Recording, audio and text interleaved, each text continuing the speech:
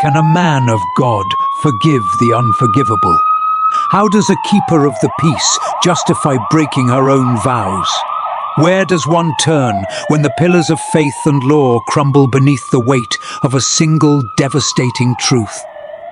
Pastor John Avery, a man of deep faith and dedication, stands before his congregation, weaving his sermon with the skill of a seasoned spiritual leader and the warmth of a loving husband. His words uplift the spirits of his community, offering guidance and comfort.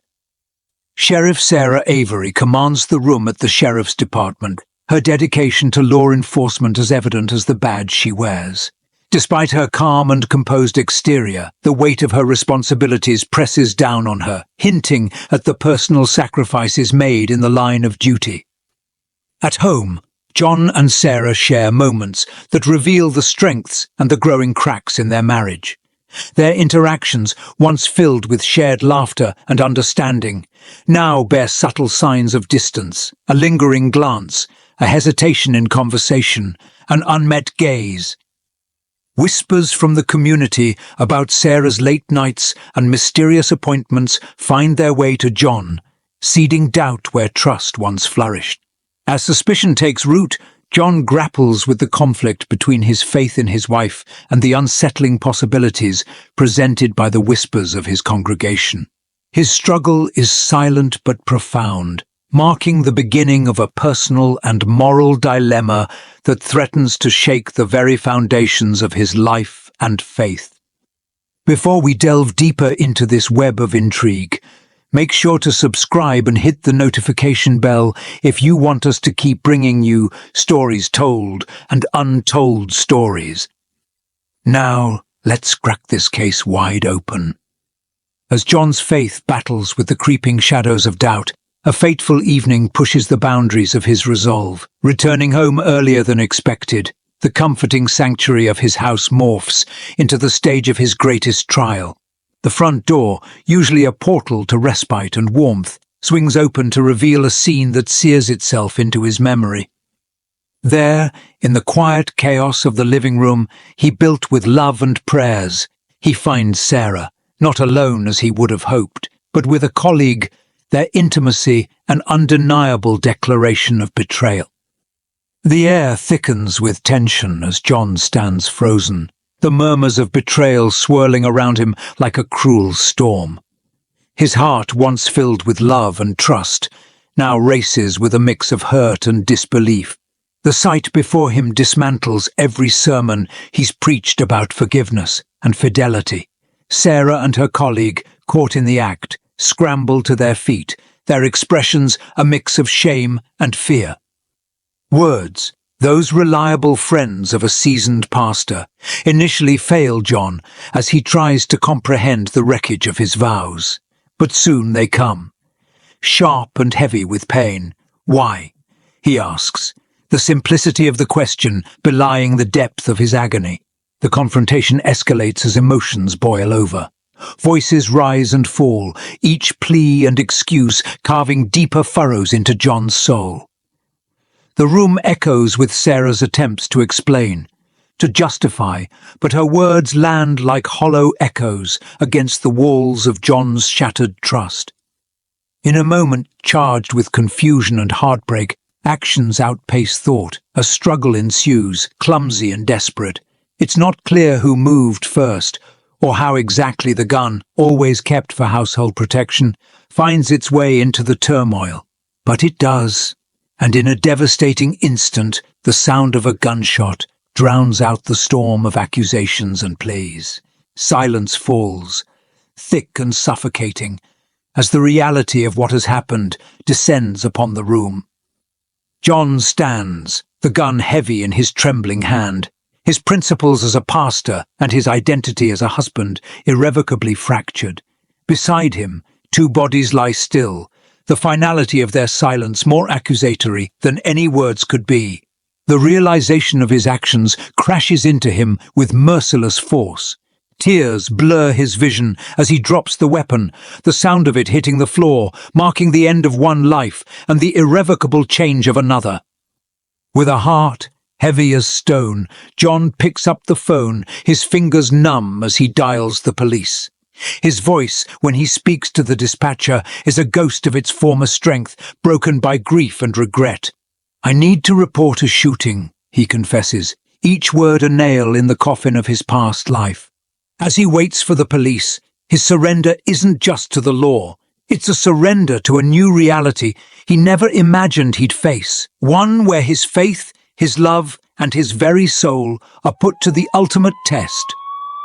As the sirens wail in the distance, a palpable stillness engulfs John, his mind spiraling in the vortex of his actions. The once warm and inviting rooms of his home now seem alien, cold with the shadow of tragedy. The arrival of the police, led by Detective Laura Benson, a longtime colleague and friend of Sarah, marks the beginning of an arduous investigation. Her face, a mask of professionalism, hides a torrent of conflicting emotions as she steps into the scene, her gaze flitting between John, whom she had respected, and Sarah, her friend and mentor, now a victim of a crime too heinous to comprehend. Detective Benson's approach is meticulous, her experience guiding her through the initial shock as she gathers evidence, her hands trembling slightly as they bag the gun, the casings, and document the scene. Each piece of evidence, a silent testament to the catastrophe that unfolded, is collected with a heavy heart. Her interviews with John are punctuated with a professional distance that belies the turmoil inside her. As she delves deeper, the department feels the strain, the officers divided between their loyalty to their sheriff and their duty to justice. Whispers fill the corridors of the station, some siding with John, swayed by his previous unblemished moral stature, while others, outraged by the violence, condemn him outright. Meanwhile, the community reels from the shock. The church becomes a refuge for those seeking answers, the pews filled with murmuring congregants grappling with the news. Pastor John had been a beacon of light to them, his fall from grace a shattering blow to their faith. Some members of the congregation rally to his defense, their belief in redemption unwavering, while others, especially the younger members, are vocal in their outrage, their faith shaken. The town meetings are fraught with tension, debates swirling around themes of morality, forgiveness, and the human capacity for darkness. The legal proceedings unfold with a gravitas befitting the tragedy. John's defense, led by an astute but weary lawyer, hinges on a plea of temporary insanity, a crime of passion provoked by betrayal. The courtroom is a battleground of moral and legal philosophies. The prosecutor, a seasoned attorney with a sharp tongue, paints John as a man who allowed jealousy and rage to override his moral compass.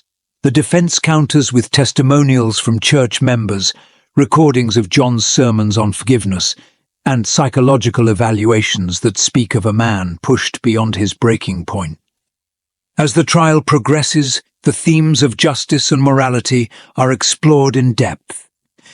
Expert witnesses discuss the psychological impact of infidelity and betrayal, attempting to shed light on John's mental state.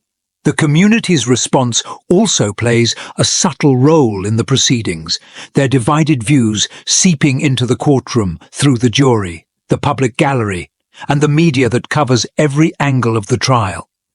In this charged atmosphere, John remains a figure of tragedy, his once strong frame now stooped, his eyes hollow. He listens, mostly in silence, to the ebb and flow of legal arguments, his fate hanging on the scales of justice, weighted by his past deeds and the violent act that undid them. The trial, much like the incident itself, becomes a poignant reflection of the imperfections of human nature, the fragile boundaries between right and wrong, and the painful quest for forgiveness in the shadow of unforgivable acts. The gavel falls with a resonant thud that seems to echo through the hushed courtroom, marking the culmination of a trial that has gripped the heart of the community. John Avery, once a pastor revered for his spiritual guidance, now stands with a somber expression as the judge delivers the sentence. The weight of his actions culminates in a lengthy prison term. a tangible consequence of that tragic moment of loss and betrayal. In the silence of his cell, John grapples with the magnitude of his fall from grace. The stark, cold walls of the prison are a far cry from the warm, welcoming confines of his church. He spends hours in reflection, his Bible often lying open on the small table, its passages no longer bringing the comfort they once did. His interactions with the prison chaplain and a psychologist are fraught with profound introspection.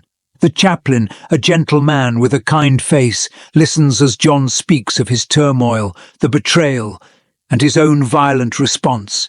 These sessions are painful but cathartic, slowly peeling back the layers of grief and anger, revealing the raw wound of his guilt. Outside the prison walls, the community attempts to stitch itself back together. The church, once a sanctuary of peace and unity under John's leadership, finds itself at a crossroads. A new pastor, a younger woman with a soft but firm voice, steps into the role. Her approach is different, focusing on healing and reconciliation, addressing the open wounds left by the incident.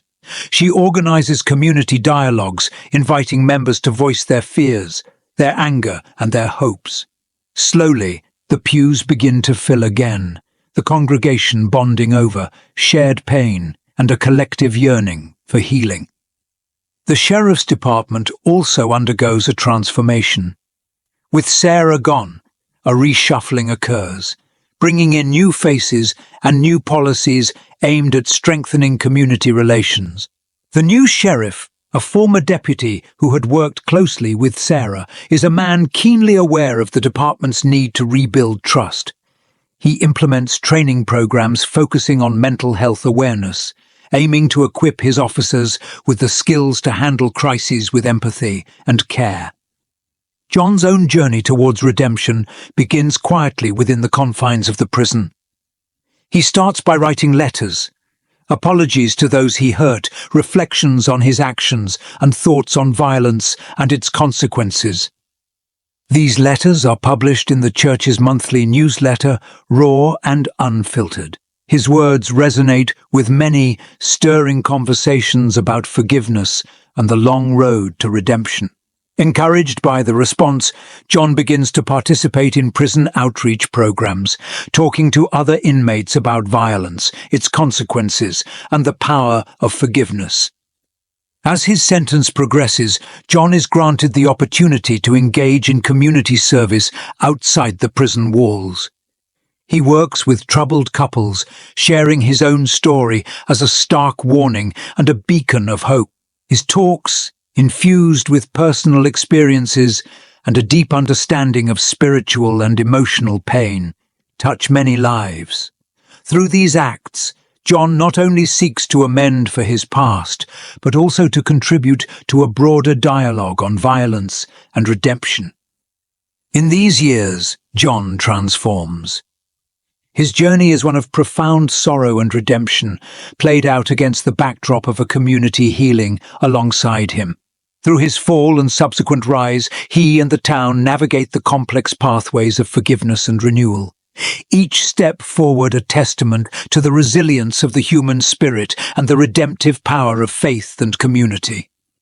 Years have woven their subtle changes into the fabric of the town, each thread marking progress and the passage of time. As we glimpse into the future, the once turbulent waters of grief and outrage have settled into a calmer rhythm of life. The church, under its new leadership, has flourished, becoming a beacon for those seeking solace and strength in their community. Its doors remain open, not just as a place of worship, but as a sanctuary where the scars of past tragedies are acknowledged and healed. John Avery, now an older man with hair as silver as his tempered faith, has been released from prison, his sentence served but his journey of redemption ongoing. He continues to work with troubled individuals, his life story a powerful narrative used to deter violence and foster reconciliation. His efforts have not only reshaped his own legacy, but have rippled through the lives of many, fostering a community increasingly dedicated to understanding and preventing the causes of such tragedies. The Sheriff's Department, too, has seen significant changes. Now regarded as a model for community policing, its officers trained in crisis intervention and mental health awareness. The legacy of Sarah Avery, complicated and marred by her personal failings, is honoured through reforms that she had once hoped to implement. As we reflect on the lasting impacts of this story, we see a community that has grown stronger in the face of adversity, and a man who, despite his profound fall, has sought to rise above his darkest moment. John's life, marked by both profound failure and significant redemption, challenges us to consider the power of second chances. In this tale of faith, betrayal, and redemption, what can we learn about the depths of human frailty and the strength of human spirit? Can a community truly heal from its deepest wounds? And can a man redefine his legacy through the pursuit of atonement? What does this story teach us about the power of forgiveness and the potential for personal and communal transformation? How do you think John Avery's story should be remembered, and what lessons can we carry forward from his experience? If you haven't already, please take a moment to subscribe to our channel and turn on the notification bell so you never miss an episode. Next time, we'll uncover another case where betrayal, secrets, and unimaginable decisions change lives forever.